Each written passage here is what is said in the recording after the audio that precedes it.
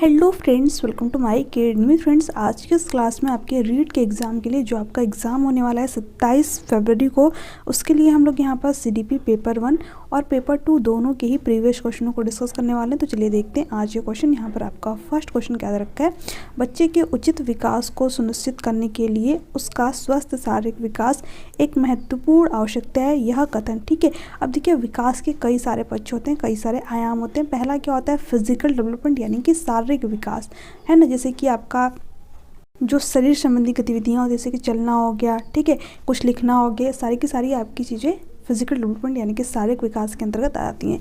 इसके बाद में आपका आता है कॉग्निटिव डेवलपमेंट यानी कि संज्ञानात्मक विकास, जैसे कि कुछ सोचना हो गया, ठीक है, तर्क करना हो गया, कल्पना करना हो गया, क्वेश्चन करना हो गया। ये सारी की सारी चीज़ें आपके बौद्धिक विकास, संज्ञानात्मक विकास के अंतर्गत आ जाती हैं।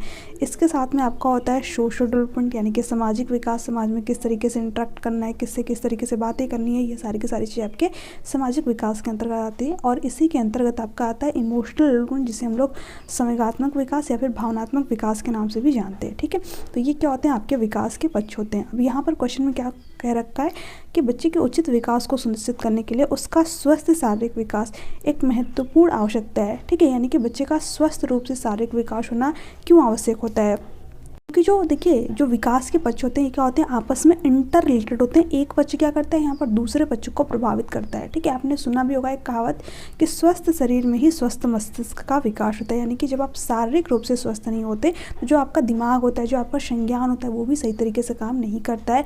आप जो समाज में भी सही तरीके से इंटरेक्ट नहीं कर पाते हैं। ठीक है, तो यहाँ पर यही क्वेश्चन में पूछ रखा है। तो देखिए यहाँ पर अगर जो है जब कभी भी आप की तबीयत वगैरह ख़राब होती होगी, फीवर वगैरह, ठीक है, या फिर कुछ और दिक्कतें, तो यहाँ पर जब आप शारीरिक रूप से स्वस्थ नहीं होते तो उस समय जो हमारा दिमाग होता है वो भी सही से काम नहीं करता है। ठीक है, फिर हम समाज में इंटरेक्ट नहीं करना चाहते हैं, हमारा जो इमोशंस होता है वो भी सही नहीं होता है वहाँ पर। तो एक पक्ष क्या कर रहा है, बाकी सभी बच्चों को प्रभावित कर रहा है यहाँ पर। ठीक है, क्योंकि सभी बच्चे क्या आपस में अंतर संबंधित है, इंटर रिलेटेड है। तो देखिए यहाँ पर ऑप्शन क्या रखा है, सही है। ये बात तो बिल्कुल सही है कि बच्चे का जो है स्वस्थ शारीरिक विकास होना आवश्यक होता है। ठीक है, क्योंकि विकास क्रम में शारीरिक विकास सबसे पहले स्थान पर आता है। देखिए ये बात बिल्कुल गलत हो जाएगी। ठीक है, शारीरिक विकास पहले क्रम पे आ रहा है इसलिए बच्चे का स्वस्थ होना आवश्यक है, नहीं। इसलिए स्वस्थ होना आवश्यक है क्योंकि जो शारीरिक विकास है बच्चे के संज्ञानात्मक, सामाजिक और भावनात्मक विकास सभी बच्चों को प्रभावित कर रहा है। ठीक है, क्योंकि विकास के जो बच्चे आपस में संबंधित है इसलिए बच्चे का जो है शारीरिक रूप से स्वस्थ होना यहाँ पर आवश्यक हो जाता है। तो यहाँ पर बी ऑप्शन आपका करेक्ट ऑप्शन हो जाएगा, सही है, क्योंकि शारीरिक विकास विकास के अन्य पक्षों के साथ अंतः संबंधित है, इंटर रिलेटेड है। ठीक है, तो बी ऑप्शन आपका करेक्ट ऑप्शन हो जाएगा। गलत है, देखिए ये कथन तो आपका गलत होगा ही नहीं। ठीक है, बच्चे का स्वस्थ शारीरिक विकास होना आवश्यक होता है। ठीक है, तो ये भी दे रखा है गलत है, तो ये दो ऑप्शन आपके पहले ही हट जाएंगे। यहाँ पर बी ऑप्शन आपका करेक्ट ऑप्शन हो जाएगा। आगे देखते हैं।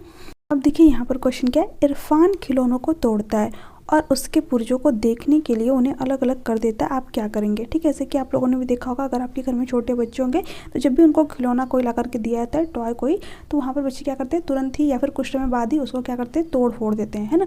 तो यहाँ पर जो बच्चा होता है वो अपनी जिज्ञासा के लिए उन खिलौनों को तोड़ता है। ठीक है, वो जानना चाहता है कि आखिर जो इसमें है क्या, है ना। तो यहाँ पर आपको क्या करना चाहिए, उसके जिज्ञासु स्वभाव को प्रोत्साहित करेंगे और उसकी ऊर्जा को सही दिशा में संचालित करेंगे। बिल्कुल सही बात है, तो यहाँ पर आपका ए ऑप्शन करेक्ट ऑप्शन हो जाएगा। कि यहाँ पर बी ऑप्शन क्या है, उसे समझाएंगे कि खिलौनों को कभी तोड़ना नहीं चाहिए। ठीक है, अब देखिए यहाँ पर जो जीन पियाजे जिन्होंने कि संज्ञानात्मक विकास का सिद्धांत दिया, उन्होंने छोटे बच्चों को लिटिल साइंटिस्ट की संज्ञा दी, नन्हे वैज्ञानिक की संज्ञा दी कि जो छोटे बच्चे होते हैं अपने ज्ञान का निर्माण स्वयं कर लेते हैं, है ना। इसलिए देखिए जो बच्चे होते हैं अक्सर करके खिलौनों को तोड़ देते हैं क्योंकि वो अपनी जिज्ञासा को शांत करना चाहते हैं। ठीक है, जानना चाहते हैं कि उसमें जो है क्या ऐसा। तो यहाँ पर ये बिल्कुल गलत हो जाएगा कि आप जो है उसे समझाएंगे ये कभी खिलौने नहीं तोड़ना चाहिए। ठीक है, बच्चा जो कर रहा है उसको करने दीजिए। ठीक है, इरफान को खिलौनों से कभी भी नहीं खेलने देंगे। अब देखिए ये तो कोई बात ही नहीं हुई कि बच्चे ने एक खिलौना तोड़ दिया तो आप उसको कभी खिलौने ही नहीं देंगे। ठीक है, तो फिर अपनी जो है बच्चा चीज़ों को कैसे सीखेगा, तो ये भी गलत हो जाएगा। उस पर हमेशा नज़र रखेंगे हम, यानी कि आप जब भी बच्चा खिलौनों के साथ में खेल रहा है आप उस पर नज़र रख रहे हैं कि बच्चा उस खिलौनों को तोड़े नहीं। ठीक है, तो ये तो बिल्कुल गलत हो जाएगा। तो यहाँ पर आपका ए ऑप्शन जो है करेक्ट ऑप्शन हो जाएगा। आगे देखते हैं। अब देखिए यहाँ पर क्वेश्चन क्या है, पुरुष स्त्रियों की अपेक्षा ज़्यादा बुद्धिमान होते हैं, यह कथन। ठीक है, अब देखिए जनरली हमारे समाज में क्या होता है कि जो लड़कियाँ होती हैं, है ना, उनको घर के बाहर नहीं जाने दिया जाता है, या फिर कह दिया जाता है कि घर के बाहर के जितने भी काम है वो पुरुष करेंगे या फिर लड़के करेंगे। ठीक है, लड़कियों का जो काम होता है घर के अंदर का होता है, लड़कियाँ जो है रोती हैं, लड़के थोड़ी ना रोते हैं। तो इस तरीके की चीज़ें किसको प्रदर्शित करती हैं, स्टीरियोटाइप्स को। ठीक है, यानी कि जो पुरानी विचारधारणा है उनको। अब यहाँ पर भी वही बात कही गई कि जो पुरुष होते हैं वो स्त्रियों की अपेक्षा ज़्यादा बुद्धिमान होते हैं। क्या ये किसी किताब में लिखा है? ठीक है, बिल्कुल भी नहीं। ठीक है, ये जो है हमारे समाज के द्वारा बनाए गए रूल है, जो कि बहुत पहले से चले आ रहे हैं, जो कि बिल्कुल गलत होते हैं। तो यहाँ पर ये किसको प्रदर्शित करता है, लैंगिक पूर्वाग्रह को दर्शाता है। तो यहाँ पर फर्स्ट ऑप्शन आपका करेक्ट ऑप्शन जाएगा। स्त्रियाँ भी जो है बुद्धिमान हो सकती हैं, पुरुष भी बुद्धिमान हो सकते हैं। ठीक है, तो यहाँ पर ए वाला ऑप्शन आपका करेक्ट है। बुद्धि के भिन्न पक्षों के लिए सही है, नहीं, ये भी बात गलत हो जाएगी। ठीक है, अब देखिए जैसा बच्चे को इन्वॉल्व लेगा, जैसे उसकी हेरिडिटी मिलेगी, ठीक है, चाहे वो लड़की हो या फिर लड़का, कोई भी यहाँ पर बुद्धिमान हो सकता है। ठीक है, कोई ज़रूरी नहीं कि सिर्फ पुरुष ही बुद्धिमान होंगे, सिर्फ स्त्रियाँ ही बुद्धिमान होंगे। ठीक है, किसी एक ही व्यक्ति को या फिर एक ही जेंडर को किसी काम के साथ में रिलेट कर देना, किसी सब्जेक्ट के साथ में रिलेट कर देना, वो किसको प्रदर्शित करता है, लैंगिक पूर्वाग्रह को। ठीक है, सही है ये तो कथन, सही है ये नहीं है। ठीक है, सही हो सकता है नहीं। तो आगे देखते हैं। अब देखिए यहाँ पर क्वेश्चन क्या है, क्रिस्टीना अपनी कक्षा को क्षेत्र भ्रमण पर ले जाती है और वापस आने पर अपने विद्यार्थियों के साथ भ्रमण पर चर्चा करती है, यह डैश की ओर संकेत करता है। यहाँ पर दे रखा है सीखने के लिए आकलन। ठीक है, अब देखिए सीखने के लिए आकलन कब होता है, जब टीचिंग लर्निंग प्रोसेस के दौरान ही किया जाता है। ठीक है, यानी कि फॉर्मेटिव असेसमेंट। तो यहाँ पर टीचिंग लर्निंग प्रोसेस के दौरान नहीं किया जा रहा है, तो ये ऑप्शन नहीं होगा। आकलन का सीखना, ये तो कोई ऑप्शन ही नहीं है। सीखने का आकलन, बिल्कुल सही बात है। असेसमेंट ऑफ लर्निंग, ठीक है, यानी कि जब टीचर जो है बच्चों को कुछ चीज़ बता रही है, उसके दौरान उससे क्वेश्चन कर रही है ना, तो वहाँ पर क्या किया जाता है, सीखने का आकलन किया जाता है, यानी कि बच्चा कितना सीख पाया। तो यहाँ पर सी ऑप्शन आपका करेक्ट ऑप्शन हो जाएगा। सीखने के लिए आकलन, ये भी नहीं होगा। ठीक है, तो यहाँ पर आपका जो है सी ऑप्शन करेक्ट ऑप्शन हो जाएगा। यहाँ पर जो टीचर है वो क्या कर रही है, क्षेत्र भ्रमण पर ले जा रही है, उसके बाद में वापस आ रही है, तब वहाँ पर क्या कर रही है, कक्षा में चर्चा कर रही है। ठीक है, अगर क्षेत्र भ्रमण के मतलब क्षेत्र भ्रमण के दौरान ही क्वेश्चन करती, तब आपका हो जाता सीखने के लिए आकलन। ठीक है, फॉर्मेटिव असेसमेंट। बट वापस आने के बाद वो कक्षा में चर्चा कर रही है, इसलिए आपका हो जाएगा सीखने का आकलन। तो सी ऑप्शन आपका करेक्ट ऑप्शन यहाँ पर हो जाएगा। यहाँ पर क्वेश्चन क्या है, इंपॉर्टेंट क्वेश्चन है आपका यहाँ पर, मानव विकास के कुछ विशेष सिद्धांतों पर आधारित है। ठीक है, निम्नलिखित में से कौन सा मानव विकास का सिद्धांत नहीं है। तो देखिए मैंने आप लोगों को मानव विकास के सिद्धांत पढ़ा रखे हैं। ठीक है, हालांकि वो आपके सीटेट की क्लासेस है, बट आपके एग्जाम के लिए बहुत ज़्यादा इंपॉर्टेंट होने वाली है, उसको जरूर देख लीजिएगा। उसमें मैंने सभी सिद्धांत आप लोगों को बहुत ही अच्छी तरीके से एक्सप्लेन करके बता रखे हैं। ठीक है, चैनल की प्लेलिस्ट में आपको वो क्लास मिल जाएगी मानव विकास के सिद्धांत के नाम से। तो यहाँ पर आपका फर्स्ट क्या दे रखा है, सामान्य से विशिष्ट। बिल्कुल सही बात है। देखिए जो ह्यूमन डेवलपमेंट होता है क्या होता है, सामान्य से विशिष्ट की तरफ होता है। ये तो आपका विकास का सिद्धांत होता है, यानी कि सबसे पहले हम जो जनरल एक्टिविटी होती है उसको करना सीखते हैं। जैसे कि मान लीजिए अगर एक छोटा सा बच्चा है तो सबसे पहले क्या करता है, जो सामान्य चीज़ें होती हैं उनको ही करना सीखते हैं। जैसे कि आपको कुछ लिखना भी हो गया, ठीक है, तो यहाँ पर आप सामान्य तरीके से लिखते हैं, साइकिल भी सीखते हैं, तो सामान्य तरीके से सीखते हैं। उसके बाद में ठीक है, जब आप उस चीज़ में परिपक्व हो जाते हैं तो स्पेसिफिक एक्टिविटी करने लगते हैं। जैसे कि किसी किसी को आपने देखा होगा पूरा हैंडल छोड़ के साइकिल चलाते हैं, या फिर किसी किसी को देखा होगा बहुत ही मतलब जो है अक्षरों को घुमा करके लिखते हैं, तो वो स्पेसिफिक चीज़ हो गई। ठीक है, तो पहले आप सामान्य चीज़ें सीखते हैं, उसके बाद में विशिष्ट चीज़ें सीखते हैं। तो ये है आपके सामान्य से विशिष्ट की तरफ का सिद्धांत। तो ये तो ऑप्शन आपका यहाँ पर नहीं होगा, क्योंकि पूछा है कौन सा विकास का सिद्धांत नहीं है। ठीक है, यहाँ पर बी ऑप्शन क्या रखा है, प्रतिवर्ती। ठीक है, अब देखिए ये आपका विकास का सिद्धांत नहीं होता। प्रतिवर्ती का मतलब क्या होता है, यानी कि रिवर्सिबल नहीं होता है विकास का सिद्धांत। ठीक है, हम कितना भी कोशिश कर लें, हम बाल्यावस्था ठीक है किशोरावस्था में वापस नहीं जा सकते। जो चीज़ें हो चुकी हैं उसमें कोई भी चेंज नहीं कर सकते। हाँ, अपने अंदर थोड़ा बहुत मॉडिफिकेशन कर सकते हैं कि आगे ये चीज़ हमसे ना हो। ठीक है, बट यहाँ पर जो चीज़ें जो है बीत चुकी हैं आप उसमें कोई भी चेंज नहीं कर सकते। तो विकास क्या होता है, रिवर्सिबल नहीं होता है। यही आपके विकास का सिद्धांत नहीं होता है, और इसी के बारे में हमसे पूछ रखा है कि विकास का सिद्धांत नहीं है। तो यहाँ पर बी ऑप्शन आपका करेक्ट ऑप्शन जाएगा। बाकी निरंतरता होता है कि जो विकास होता है ये माँ के गर्भ से शुरू होता है, और जब तक हमारी मृत्यु नहीं होती तब तक निरंतर चलता रहता है। ठीक है, तो यहाँ पर आपका बी ऑप्शन जो है करेक्ट ऑप्शन जाएगा। बाकी के ये ऑप्शन आपके यहाँ पर नहीं होंगे। आगे देखते हैं।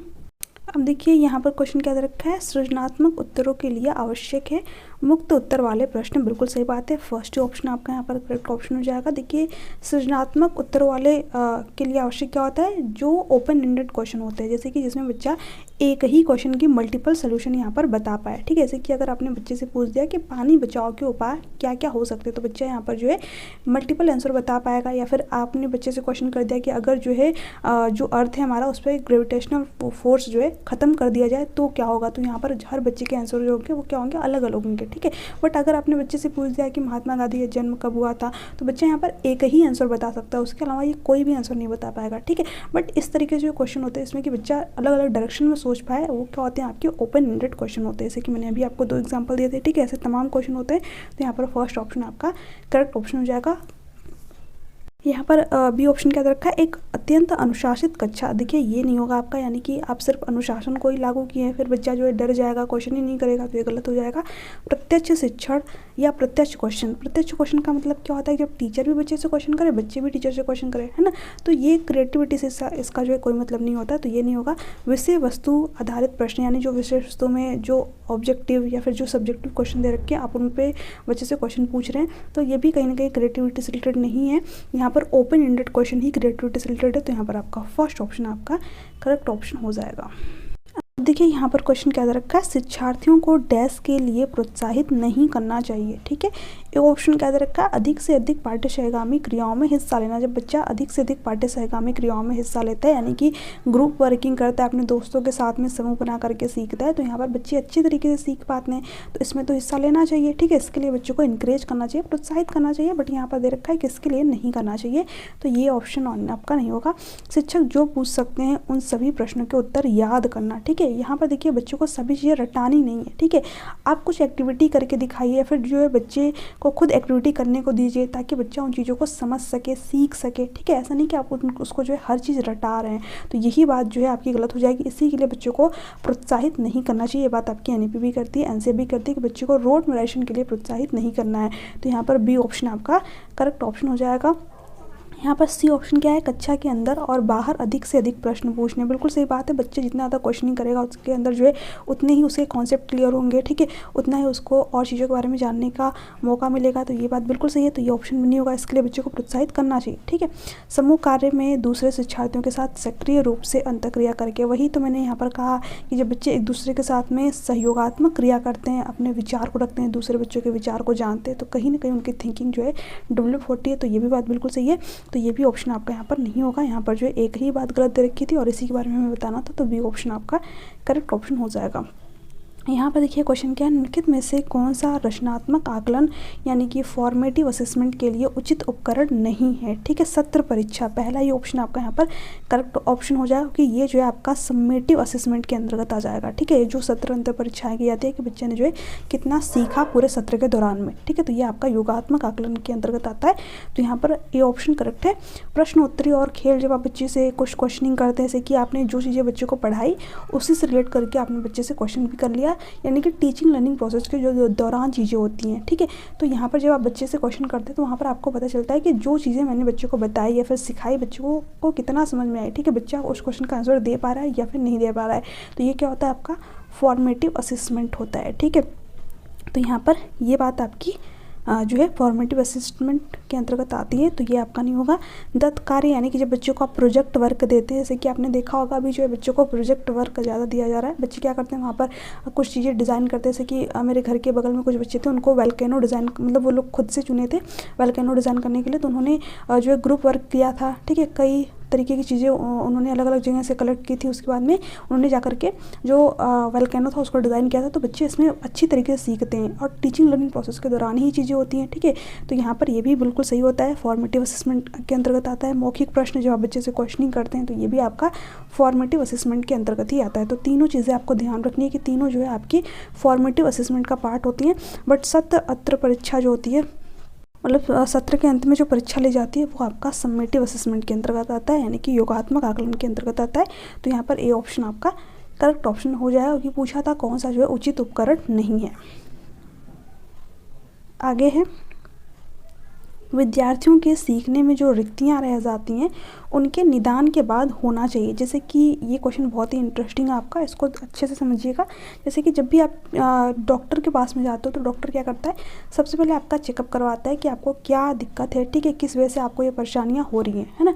तो यहाँ पर जो डॉक्टर है वो क्या करता है, आपका निदान करता है। उसके बाद में क्या करता है, वो आपको उपचार देता है, दवाइयाँ वगैरह देता है, मेडिसिन जो भी होती हैं, ठीक है। यहाँ पर निदान के बाद में क्या क्या आता है, उपचारात्मक जो है चीज़ें आपको प्रोवाइड की जाती है। तो इसी तरह जो टीचर होता है वो सबसे पहले बच्चे की कमियों का पता लगाता है कि बच्चे के सीखने में कहाँ पर कमी है, कहाँ पर उसको दिक्कत आ रही है, ठीक है। उसके बाद में क्या किया जाता है, बच्चे को उपचारात्मक शिक्षण दिया जाता है, ठीक है। तो यहाँ पर यही क्वेश्चन पूछ रखा है, सभी पाठों को व्यवस्थित रूप से दोहराना, यानी कि आप बच्चे का जब निदान कर लेंगे तो उसके अकॉर्डिंग बच्चे को उपचार दिया जाता है, ठीक है। ऐसा नहीं कि आप कुछ भी उसको दे दें, तो ये गलत हो जाएगा कि बच्चे जो है आप चीज़ों को रट लो ऐसा उससे कहेंगे, तो ये गलत हो जाएगा। शिक्षार्थियों और अभिभावकों को उपलब्धि के बारे में बताना, नहीं कि मतलब बच्चे ने कितनी अचीवमेंट की है उसके बारे में बताना, ठीक है, तो ये भी बिल्कुल गलत हो जाएगा।